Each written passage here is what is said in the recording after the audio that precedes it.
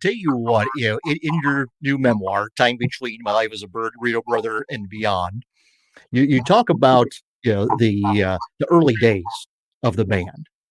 And, perspective is a funny thing because now the Byrds are held in such reverential terms, but you guys really built it from scratch. And, uh, in there, you talk about how you played a high school assembly at noontime. Yeah. Yeah. And, it's hard now looking back on the impact that you guys had musically, and even more so, I think, on opening up people's minds to music that they would not have given it a chance to otherwise. But it's hard to picture that band playing a high school assembly. You worked where you could. It's like just the Squirrel Barkers. We worked where we could, with all in the realm of decency and integrity.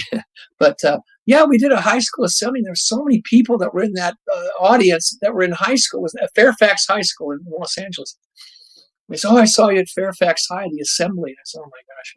But the great story in the book is Lenny Bruce's mother getting us a gig at Los Angeles Junior College, LA City College, and I loved that. I mean, there was such a closeness of people, and when we started working at Ciro's, and we started by word of mouth building up a huge crowd, and people are coming in, lots of actors, actresses, stuff like that, and it was so much fun. It was so exciting. We had all this interesting people that were interested in the Byrds and the sound we had. Well, as you were watching the crowds at Ciro's build from the word of mouth Mm-hmm. of your performances, what was that like when you would walk in and you didn't know who was going to be out there, but you could you feel the momentum building?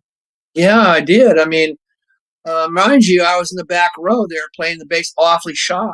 And I think I did sing one or two songs a night because we did 4 sets at Ciro's every night.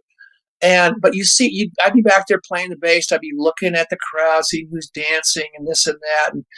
And that was where I saw Sonny and Cher out there a couple of nights in a row. And they were sort of studying us. And our second single, Michael After Tambourine Man, was all I really wanted to do was "Baby Make Friends with You," as Bob Dylan. And we put that out, and Sonny and Cher also put it out. They beat us about a week or so, but they got the bigger hit on it, which is fine. And then, of course, we did Turn, Turn, Turn after that and everything. But yeah, I was watching the momentum. I was watching, there's the story in the book about Lloyd Bridges, right? And here's Lloyd Bridges, who I'd watched growing up in Sea Hunt, right?